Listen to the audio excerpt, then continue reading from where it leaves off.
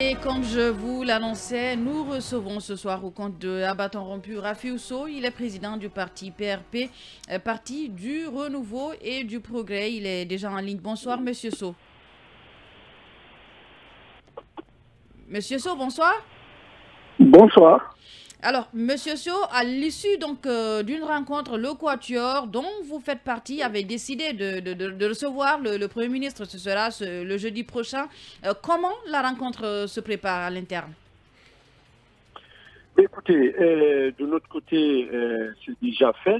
En fait, nous avons juste réactualisé nos mémos qu'on a déjà tant déposés auprès du gouvernement et du CNRD et du MATAP.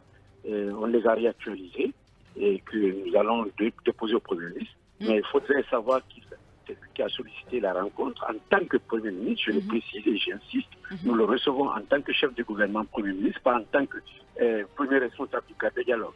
Bien, très clair, parce que nous avons refusé le format de ce cadre de dialogue. Maintenant, nous le recevons en tant que tel Premier ministre et nous allons l'écouter puisqu'il dit qu'il a un message vis-à-vis de nous et nous allons tranquillement l'écouter et nous allons lui remettre nous aussi nos mémos, nos griefs, ce qu'on reproche à la transition, comment nous voyons et comment nous voulons qu'il y ait un cadre, le type de cadre de dialogue que nous voulons exactement. Et voilà, nous allons remettre cela. Nous, de notre côté, nous sommes prêts à recevoir le Premier ministre et nous espérons que on aura prouvé largement notre bonne foi, nous, Quatuor, et puis nous attendons que le Premier ministre aussi, comme il le prétend, qu'il accède à nos, disons, revendications et puis pour que ce cadre de dialogue franc, sincère, comme nous le souhaitons, soit en place et que les forces vives de la nation face au CNRD et son gouvernement, qu'on puisse discuter de cette transition et comment la conduire, qu'est-ce qu'il faut faire. Alors, vous disiez tout à l'heure que vos revendications n'ont pas changé. Rappelez-nous certaines de ces revendications que vous portez. Et écoutez, globalement, vous le savez, je vous ramène à nos différents communiqués. Acceptez, ma soeur Gami, que nous accordons la primeur au Premier ministre, mais je vous rappelle juste que depuis le début, nous avons les mêmes revendications. Il n'y a pas grand-chose qu'on va rajouter là-dessus, mais nous voulons ce qui sera rajouté ou ce qui sera dit de plus, réserver cette primeur au chef du gouvernement, Premier ministre. Et je suis convaincu que vous ne trouverez pas d'inconvénient vis-à-vis de cela. Non, ben pas du tout, Mbani, il y a une question. Alors, Monsieur Sow, quand vous dites que nous allons remettre un document au Premier ministre, document dans lequel nos revendications seront citées, est-ce que ça veut dire que après la remise de ce document, vous attendiez forcément à des réponses avant de prendre part à ce dialogue? Excusez-moi, élevez un peu la voix, je ne vous ai pas très bien entendu. Je disais que vous avez précisé que vous allez remettre un document au Premier ministre, document dans lequel vos revendications sont mentionnées.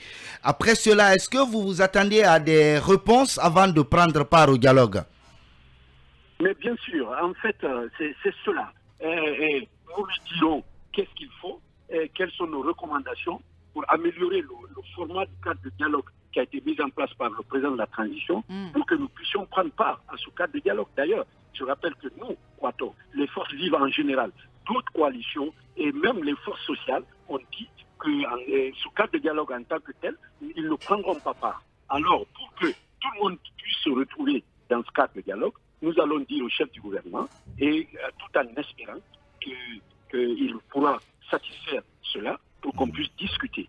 Et je vous dis aujourd'hui, l'objectif de ce gouvernement de transition et de cette transition, c'est qu'on aille à des élections sincères, transparentes, où tout le monde, où le peuple de Guinée aura la décision de désigner ses propres dirigeants lui-même. Yaya. Oui, Monsieur Sow, est-ce que dans une hypothèse où on vous demanderait de proposer des facilitateurs également, est-ce que vous allez reconnaître le collège déjà des facilitatrices qui étaient là? Est-ce que vous n'aurez pas de problème à les voir reconduites? Écoutez, une très belle question. Moi, je dis d'ailleurs sur film, j'ai été invité de journal une fois chez vous, j'ai été très clair. Au nom de mon parti, le PRP, nous n'avons rien contre, ni le Quatuor aussi, bien sûr, contre les facilitatrices. Moi, j'ai dit jusqu'à proposer à ce que le président président de la transition prenne la décision de mettre sous l'autorité du médiateur de la CEDEAO ce cadre de dialogue et qu'il soit, disons, aidé par les 3 facilitatrices et que nous aussi, nous ayons la possibilité de désigner d'autres facilitatrices ou facilitateurs. Et nous, on n'a aucun problème avec cela. Ce que nous exigeons sur ce plan, ce que nous voulons que ça soit sous l'autorité du médiateur de la transition et que le gouvernement et le CNRD, son gouvernement, soient nos intervenants, c'est-à-dire qu'ils soient des parties prenantes. Donc, nous estimons qu'on ne peut pas jouer un match de football étant joueur et en même temps étant arbitre. Donc, ça, c'est un des griefs qui est connu et sur lequel nous insistons. Et en même temps, beaucoup de personnes n'ont pas compris, Monsieur Sow, que vous refusiez de recevoir ces facilitatrices nommées par le Premier ministre et que vous acceptiez de le recevoir, lui. Est-ce que vous ne trouvez pas que c'est contradictoire?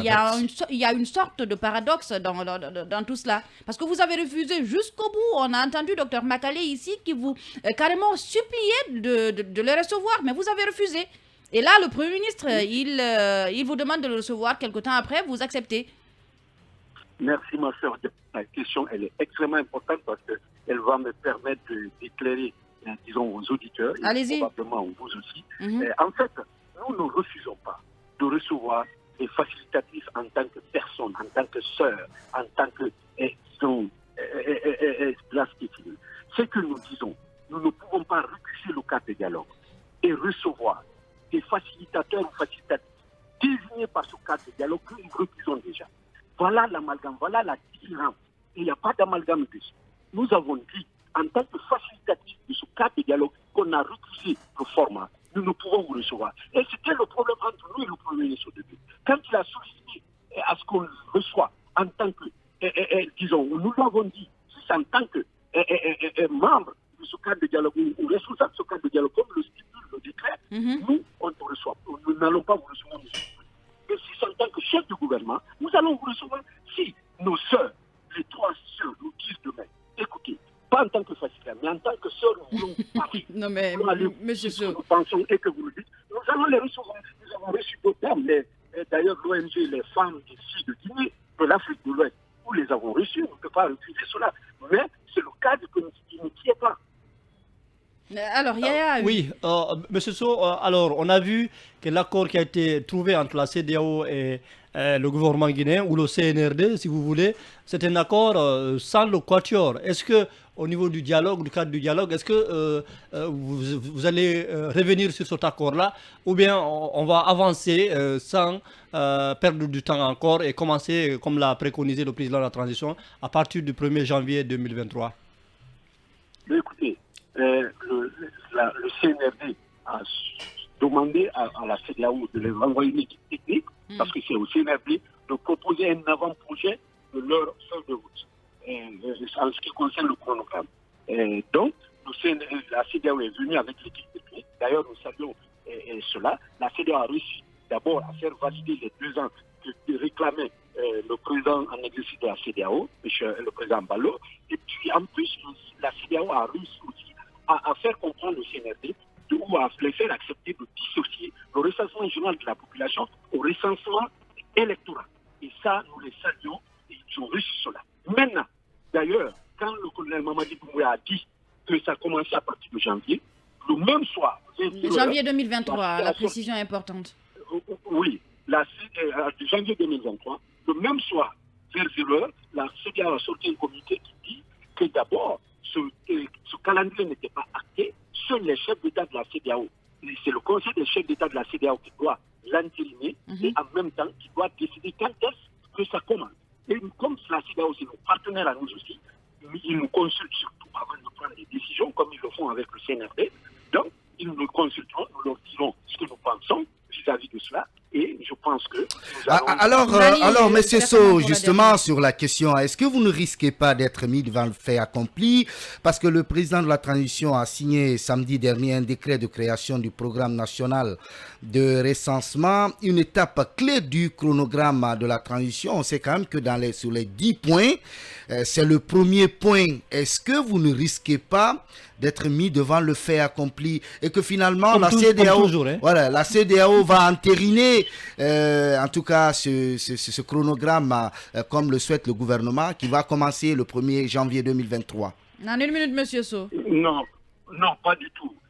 Comprenez que le recensement général de la population est différent du recensement électoral. Ça, c'est très clair. D'ailleurs, si vous prenez les 10 points, soi-disant 10 points, c'est inscrit dedans. Le recensement général de la population est inscrit au point 3. Et ça, c'est comme là. Et vous savez, demain, par exemple, si je suis élu chef d'État, et je peux demander à mes partenaires de m'aider à financer un recensement général de la population, parce que le programme de société que je vais faire, c'est le recensement général de la population, c'est à caractère de sondage, c'est à caractère économique et social pour essayer d'appliquer le programme de société des autorités.